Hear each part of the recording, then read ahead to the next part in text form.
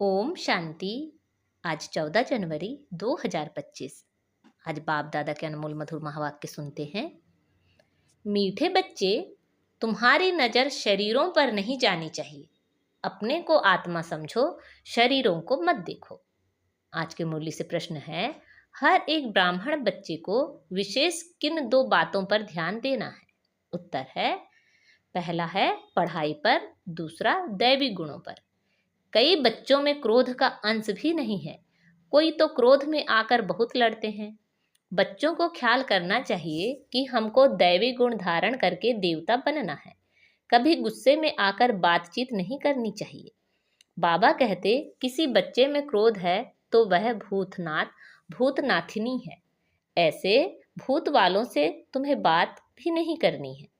आज की मुरली में गीत बजा है, तकदीर जगाकर आई हूँ। ओम शांति। बच्चों ने गीत सुना और कोई भी सत्संग में कभी रिकॉर्ड पर नहीं समझाते हैं। वहाँ शास्त्र सुनाते हैं। जैसे गुरुद्वारों में ग्रंथ का 2 वचन निकालते हैं, फिर कथा करने वाला बैठ उनका विस्तार करते हैं। रिकॉर्ड पर कोई समझाए, यह कहाँ होता नहीं है। अब बाप समझाते हैं कि यह सब गीत हैं भक्ति मार्ग के। बच्चों को समझाया गया है, ज्ञान अलग चीज है जो एक निराकार शिव से मिल सकता है। इसको कहा जाता है रूहानी ज्ञान। ज्ञान तो बहुत प्रकार के होते हैं ना। कोई से पूछा जाएगा, यह गलीचा कैसे बनता है? तुमको ज्ञान है? हर चीज का ज्ञान होता है, वह है ही जिस्मानी बातें। बच्चे जानते हैं हम आत्माओं का रूहानी बाप वह एक है। उनका रूप दिखाई नहीं पड़ता है। उस निराकार का चित्र भी है सालिग्राम मिसल। उनको ही परमात्मा कहते हैं। उनको कहा ही जाता है निराकार। मनुष्य जैसा आकार नहीं है। हर वस्तु का आकार जरूर होता है। उन सब में छोटा आकार है आत्मा का। उनको कुदरत ही कहेंगे। आत्मा बहुत छोटी है जो इन आँखों से देखने में नहीं आती। तुम बच्चों को दिव्य दृष्टि मिलती है जिससे सब साक्षात्कार करते हो। जो पास्ट हो गए हैं उनको दिव्य दृष्टि से देखा जाता है। पहले नंबर में तो यह पास्ट हो गया है। अब फिर आए हैं तो उनका भी साक्षात्कार होता है बहुत सूक्ष्म। इससे समझ सकते हैं, सिवाय परम पिता परमात्मा के आत्मा का ज्ञान कोई दे नहीं सकता। मनुष्य आत्मा को यथार्थ रीति नहीं जानते, वैसे परमात्मा को भी यथार्थ रीति नहीं जान सकते। दुनिया में मनुष्यों की अनेक मत हैं।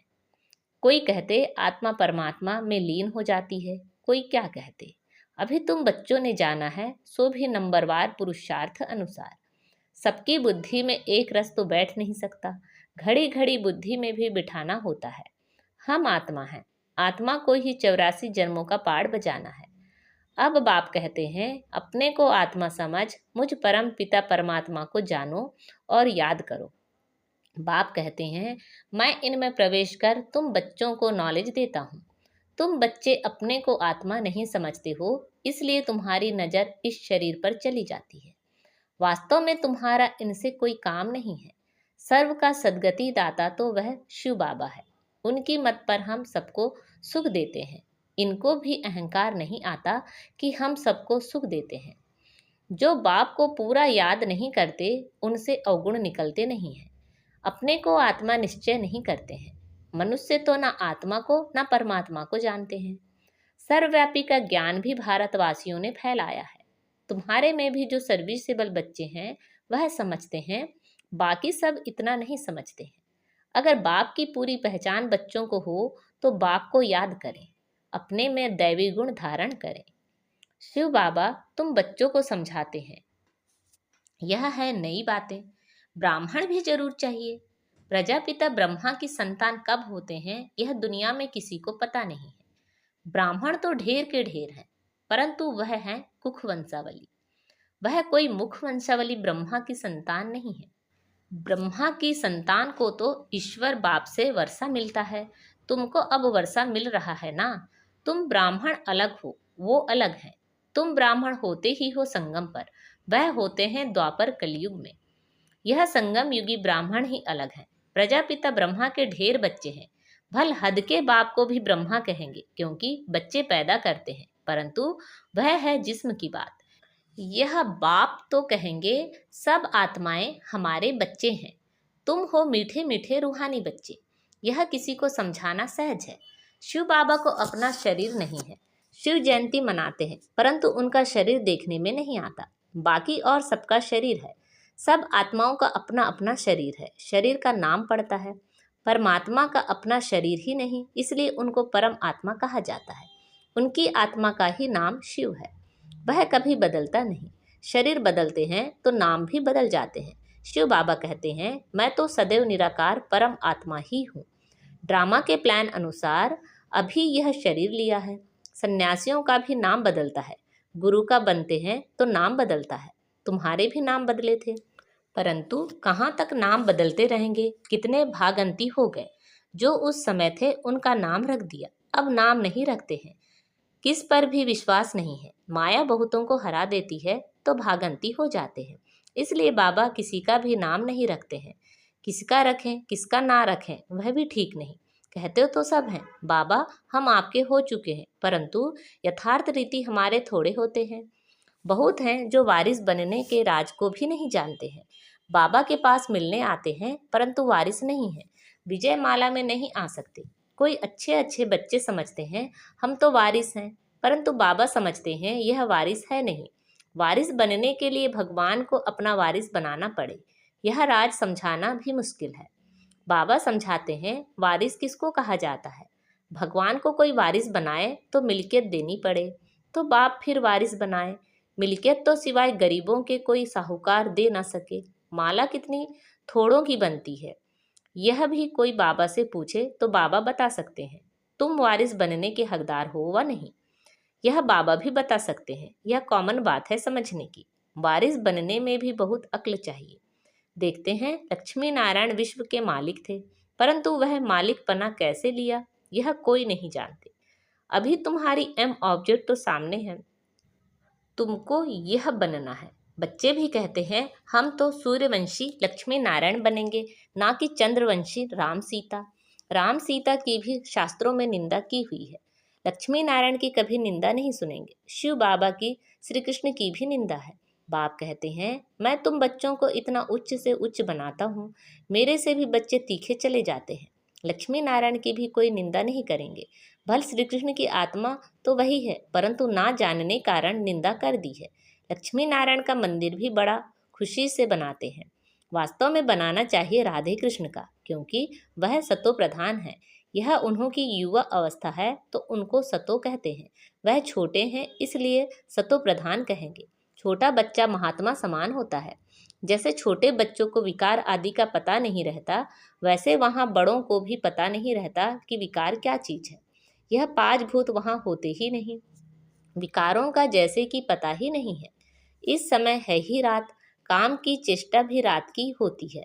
देवताएं हैं दिन में तो काम की चेष्टा होती नहीं। विकार कोई होते नहीं। अभी रात से सब विकारी हैं। तुम जानते हो दिन होते ही हमारे सब विकार चले जाएंगे। पता नहीं रहता कि विकार क्या चीज है। यह रावण के विकारी गुण है। यह है विशेष वर्ल्ड। वाइसलेस वर्ल्ड में विकार की कोई बात नहीं होती। उनको कहा ही जाता है ईश्वरीय राज्य। अभी है आसुरी राज्य, यह कोई नहीं जानते। तुम सब कुछ जानते हो नंबरवार पुरुषार्थ अनुसार।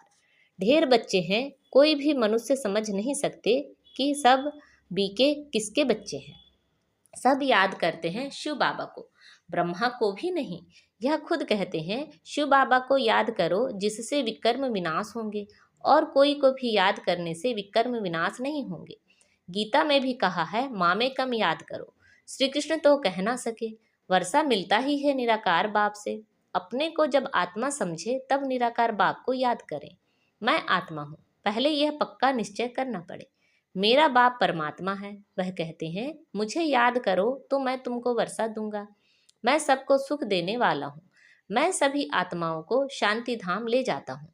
जिन्होंने कल्प पहले बाप से वर्षा लिया होगा वही आकर वर्षा लेंगे, ब्राह्मण बनेंगे। ब्राह्मणों में भी कुछ बच्चे पक्के हैं। मातेले भी बनेंगे, सौतेले भी बनेंगे। हम निराकार शिव बाबा की वंशावली हैं। जानते हैं बिरादरी कैसे बढ़ती जाती है। अभी ब्राह्मण बनने के बाद हमको वापस जाना है। सब आत्माएं शरीर छोड़कर वापस जानी है। पांडव और कौरव दोनों को शरीर छोड़ना है। तुम यह ज्ञान के संस्कार ले जाते हो, फिर उस अनुसार प्रारब्ध मिलती है, वह भी ड्रामा में नूंद है। फिर ज्ञान का पाठ खत्म हो जाता है। तुमको 84 जन्मों के बाद फिर ज्ञान मिला है, फिर यह ज्ञान प्रायः लोप हो जाता है। तुम प्रारब्ध भोगते हो, वहां और कोई धर्म वालों के चित्र आदि नहीं रहते।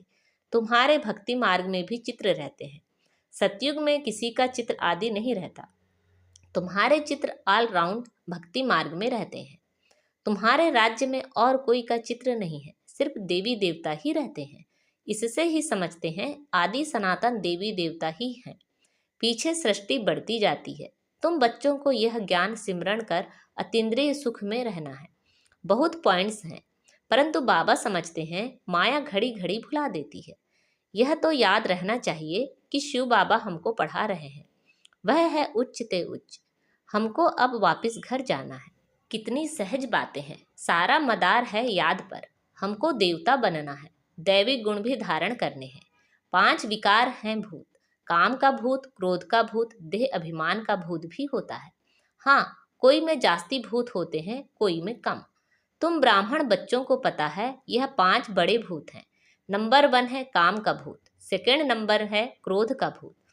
कोई रफ ठप बोलता है तो बाप कहते हैं यह क्रोधी है, यह भूत निकल जाना चाहिए, परंतु भूत निकलना बड़ा मुश्किल है। क्रोध एक दो को दुख देता है, मोह में बहुतों को दुख नहीं होगा। जिसको मोह है उनको ही दुख होगा। इसलिए बाप समझाते हैं इन भूतों को भगाओ। हर बच्चे को विशेष पढ़ाई और दैवी गुणों पर अटेंशन देना है। कई बच्चों में तो क्रोध का अंश भी नहीं है, कोई तो क्रोध में आकर बहुत लड़ते हैं। बच्चों को ख्याल करना चाहिए हमको दैवी गुण धारण कर देवता बनना है। कभी गुस्से से बात नहीं करनी चाहिए। कोई गुस्सा करता है तो समझो इनमें क्रोध का भूत है, वह जैसे भूतनाथ भूतनाथिनी बन जाते हैं। ऐसे भूत वालों से कभी बात नहीं करनी चाहिए। एक ने क्रोध में आकर बात की, फिर दूसरे ने भी भूत आ गया तो भूत आपस में लड़ पड़ेंगे। भूत नाथिनी अक्षर बड़ा छीछी है, भूत की प्रवेशता नहीं हो जाए इसलिए मनुष्य किनारा करते हैं। भूत के सामने खड़ा भी नहीं होना चाहिए, नहीं तो प्रवेशता हो जाएगी। बाप आकर आसुरी गुण निकाल दैवी गुण धारण कराते हैं। बाप कहते हैं मैं आया हूँ दैवी गुण धारण कराए देवता बनाने। बच्चे जानते हैं हम दैवी गुण धारण कर रहे हैं, देवताओं के भी चित्र सामने हैं। बाबा ने समझाया है क्रोध वाले से एकदम किनारा कर लो, अपने को बचाने की युक्ति चाहिए। हमारे में क्रोध ना आ जाए, नहीं तो 100 गुना पाप पड़ जाएगा। कितनी अच्छी समझानी बाप बच्चों को देते हैं, बच्चे भी समझते हैं।